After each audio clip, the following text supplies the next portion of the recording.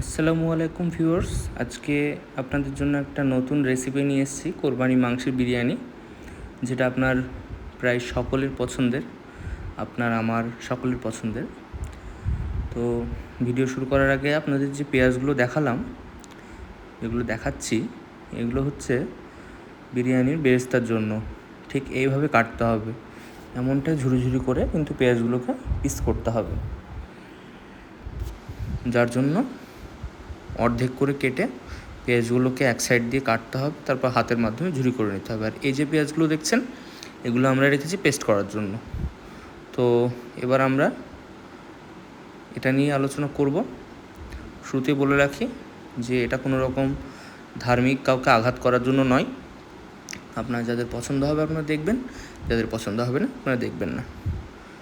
পেঁয়াজগুলোকে প্রথমে বাটিতে মিক্সিতে দিয়ে এগুলোকে পেস্ট করে নিতে হবে। তো মিক্সিতে দেওয়া হচ্ছে, এবং আপনাদের সবাইকে বলি পেস্টটা কিন্তু এরকম মিহিভাবে করতে হবে, যাতে কোনো রকমভাবে কোনো রকম পেঁয়াজ না থাকে, পুরোপুরি যেন পেস্ট হয়ে যায়। তার জন্য কিছুটা যদি জল লাগে অবশ্যই দিতে হবে। আমাদেরও জল লেগেছে, পুরো প্রসেসটা দেখালাম না, বাট জল দিতে হবে। এরপরে এই যে বাদামগুলো কিছুক্ষণের জন্য আমি ভিজিয়ে রেখেছিলাম, যদি আপনারা ওভারনাইট ভিজিয়ে রাখেন তাহলে আরও সুন্দর হবে। আর যদি আপনারা 10-15 মিনিটের জন্য ভিজিয়ে রাখেন তাহলে একটু জলের পরিমাণটা বেশি লাগবে পেস্ট করার সময়। তো আপনারা চেষ্টা করবেন যে ওভারনাইট ভিজিয়ে রাখার। কাজু দিয়ে দিলাম, এটাকে ভিজিয়ে রাখলেও হবে, অথবা সরাসরি দিয়ে দিলেও চলবে, কোনো অসুবিধা নেই। তো এগুলোকে একসঙ্গে মিশিয়ে কিছুটা কাজু, কিছুটা পিনাটস একসঙ্গে নিয়ে পেস্ট করে নেব। পেস্ট করাকালীন যতটুকু পরিমাণে জল লাগার প্রয়োজন আমরা দেব, এবং পেস্টটা ঠিক এতটাই হবে, এবং এর থেকেও যদি কিছুটা পাতলা আপনারা করতে চান তাহলে সেটা করতে পারেন। এবার এতে কিছু কিশমিশ নিয়ে নেব। এই কিশমিশগুলো যদি ওভারনাইট ভিজিয়ে রাখতে চান রাখতে পারেন, আমরা কিন্তু ভিজিয়ে রাখিনি, সরাসরি দিয়ে দিয়েছি। এবার এখানে এটাকে ফেলে দেব। এবার এতে কিছুটা জল অ্যাড করে সেটাকে পেস্ট করে নেব। ঠিক এই ধরনের পেস্ট হবে, এটা কিশমিশের পেস্ট। তো নেক্সট আমরা কিছু আলু নিয়েছি। এই আলুগুলোকে এভাবে অর্ধেক করে কেটে সেগুলোকে, একটা আলুকে ভালোভাবে ছিলে সেটাকে জাস্ট অর্ধেক করে দুটো ভাগ করে নেব, সেটা যত বড়ই আলু হোক না কেন। তবে যদি খুব বড় আলু হয় তাহলে সেটা 4 ভাগে করতে পারেন, কোনো সমস্যা নেই। এবার এতে কিছুটা লঙ্কা গুঁড়ো অ্যাড করলাম 1 চামচ, আর 1 চামচ লবণ অ্যাড করলাম। এবারে 1 চামচ হলুদ অ্যাড করলাম। এবার এটাকে সুন্দরভাবে হাতের সাহায্যে কিংবা চামচের সাহায্যে ভালোভাবে মাখিয়ে নেবেন।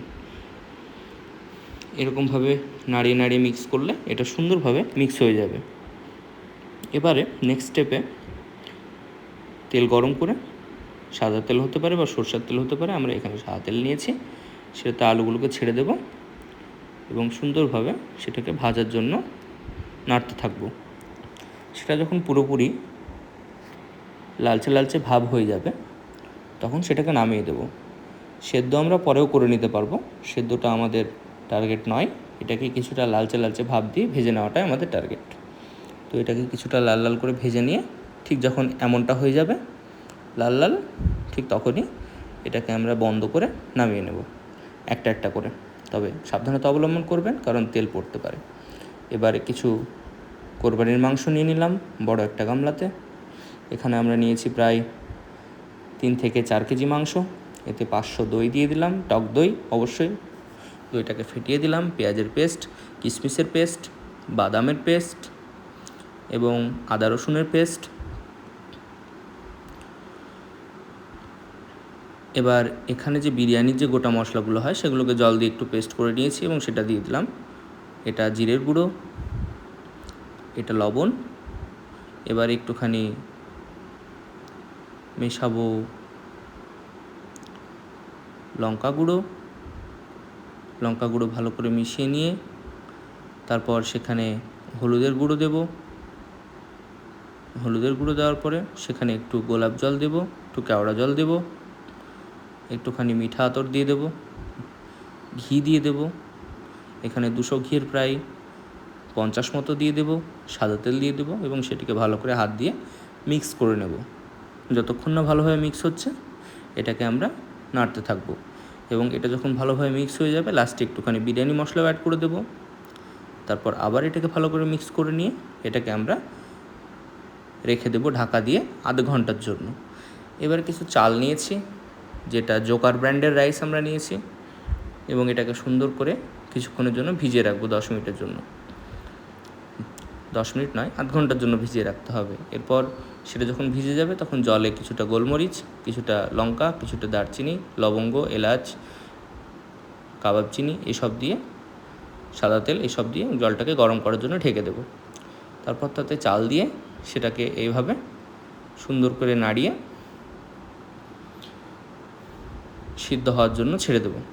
এটা যখন আমরা দেখব যে পুরোপুরি সিদ্ধ হয়ে গেছে তখনই কিন্তু নামানোর চেষ্টা করব না। এটা যখন আধ সিদ্ধ হবে তখন এটাকে আমরা বন্ধ করে দেব। ততক্ষণ আমরা একটুখানি নেড়ে নেব। নেড়ে নেওয়ার পরে সেটাকে ঢাকা দিয়ে রাখবো এবং বারবার চেক করে দেখব যে সেদ্ধ হলো কি না। যখন দেখব যে একটু আধ সেদ্ধ হয়ে গেছে তখন ফ্লেমটাকে বন্ধ করে দিয়ে জলটাকে ছেঁকে নেব, বা চালটাকে ওখান থেকে একটু একটু করে তুলে নিয়ে আমরা অন্য জায়গাতে শিফট করব এবং সেটাকে কিছুক্ষণের জন্য, আধা ঘন্টার জন্য ঠান্ডা হওয়ার জন্য ছেড়ে দেবো চালটাকে। এবং চালটা যাতে ঝরঝরে হয়, বাদবাকি জলটা পুরো ঝরে যায় সেদিকে একটু খেয়াল রাখবো। দেখুন চালটা যখন জল ঝরে যাবে এবং শুকিয়ে যাবে ফ্যানের হাওয়াতে তখন সেটা ঠিক এরকমই ঝরঝরে দেখাবে। হাত দিয়ে নাড়লেই বুঝতে পারবেন যে এটা কতটা ঝরঝরে, এবং এভাবে আমরা সেটাকে চেক করে নেব। তারপরে এই ঝরঝরে রাইসগুলোকে আরও একবার ভালো করে চেক করে নিয়ে সেটাকে আমরা একটা গরম কড়াতে বেরেস্তা ভাজার যে তেলটা ছিল, আমরা বেরেস্তাটা বানিয়েছি সেটার ভিডিও দেখালাম না, সেই বেরেস্তার তেল দিয়ে সেই কড়াটাকে গরম করে নেব এবং সেটাকে পুরো কড়াতে কিছুক্ষণ নাড়িয়ে নিয়ে সেটাতে আমরা নেক্সট যা যা লাগে সেগুলো দেব। তো দেখি আমরা নেক্সট কী কী লাগে। এতে অল্প পরিমাণে ঘি আমরা মিক্স করব সেন্টের জন্য এবং ফ্লেভারের জন্য।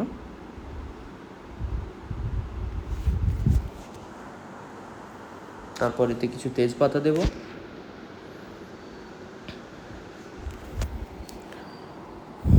কিছু এলাচ ভেঙে দেব, কিছু লবঙ্গ দেব এবং ঘি দিয়ে দেব সেন্টের জন্য, যেটা আপনাদেরকে বললাম।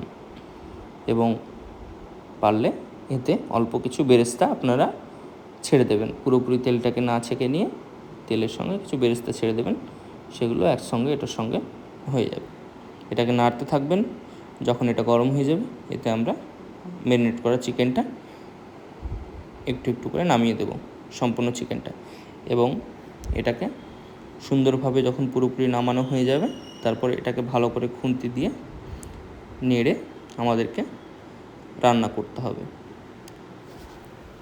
আপনারা যারা এই ধরনের ইন্টারেস্টিং কিছু কিছু রান্নার ভিডিও দেখতে চান তারা অবশ্যই আমার চ্যানেলটা সাবস্ক্রাইব করবেন, পাশে বেল আইকনটা ক্লিক করবেন, লাইক, কমেন্ট অ্যান্ড শেয়ার করবেন, এবং আমরা যাতে আরও বেশি বেশি কন্টেন্ট বানাতে পারি তাই আমাদেরকে যথাযথভাবে সাপোর্ট করবেন। এবার একটা ছোট্ট কাপ নিয়ে সেটাতে একটু কাঁচা দুধ দিয়ে দেব।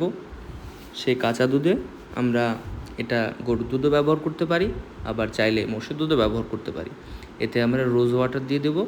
রোজ ওয়াটারের সাথে সাথে একটু কেওড়া জল দিয়ে দেব, সেটা আপনাদের ইচ্ছা মতো এবং স্বাদ মতো দেবেন, তবে একটু বেশি করে দেওয়াই ভালো যেহেতু আমাদের অনেকটা বিরিয়ানি রান্না হবে।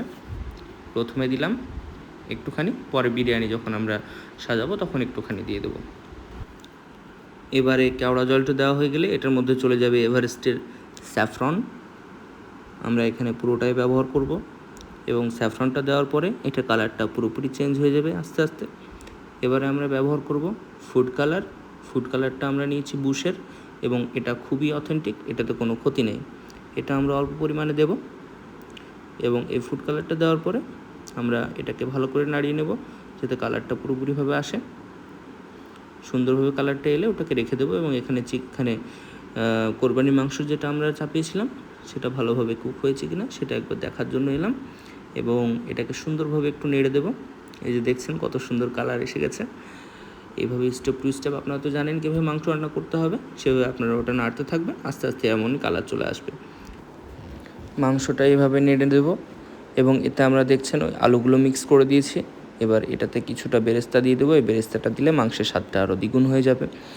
বেরেস্তার সঙ্গে এবারে মাংসের সঙ্গে কিছুটা বেরেস্তা মিশিয়ে দেবো এবং এই বেরেস্তার সঙ্গে একটু চিনি লাগিয়ে দেবো। এবারে হাঁড়িটা প্রিপেয়ার করে নিচ্ছি। হাঁড়িতে প্রথমে কিছুটা ঘি মাখিয়ে নিলাম চারি সাইডে যতটা সম্ভব হলো। এবারে তাতে হাত দিয়ে রাইসগুলোকে ছড়িয়ে নেব। ওর ওপরে চারিদিকে রাইসটা ছড়িয়ে নেওয়ার পরে একটা বেডের মতন তৈরি করব, যাতে সুন্দরভাবে সেখানে মাংসগুলোকে সাজিয়ে রাখা যায়। ঠিক এইভাবে আপনাদের পরিমাণ মতো আপনারা সাজিয়ে নেবেন। এবারে আলু, মাংস, গোলাপ জল, কেওড়া জল, ঘি, বিরিয়ানি মশলা ইত্যাদি দিয়ে স্টেপ টু স্টেপ আমরা এটাকে সাজিয়ে নেব। চলুন দেখে নিই।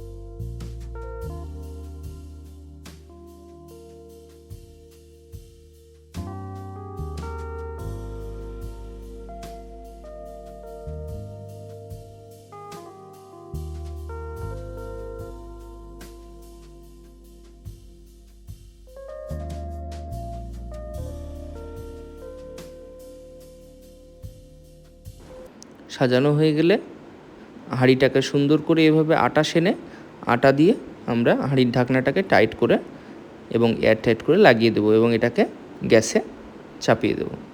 এই যে প্রসেসটা দেখছেন, এইভাবে কিন্তু একটুখানি আটা সেনে চারিদিকে আপনাদেরকে লাগিয়ে দিতে হবে।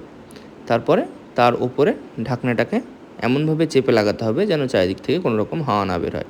এক কথায় আমরা এই বিরিয়ানি হাঁড়িটাকে সুন্দরভাবে এবার দম দেব। যে দমে যে গরম বাতাসে বিরিয়ানিটা সুন্দরভাবে গরম হবে এবং চালগুলো সিদ্ধ হবে। এই যে দেখছেন বিরিয়ানির টেক্সচারটা কত সুন্দর এসেছে এবং বিশ্বাস করুন খুবই সুন্দর টেস্ট হয়েছে। আপনারা সকলে অবশ্যই ট্রাই করবেন। আপনারা ট্রাই করলে আমারও ভালো লাগবে। Bye bye. সাবস্ক্রাইব।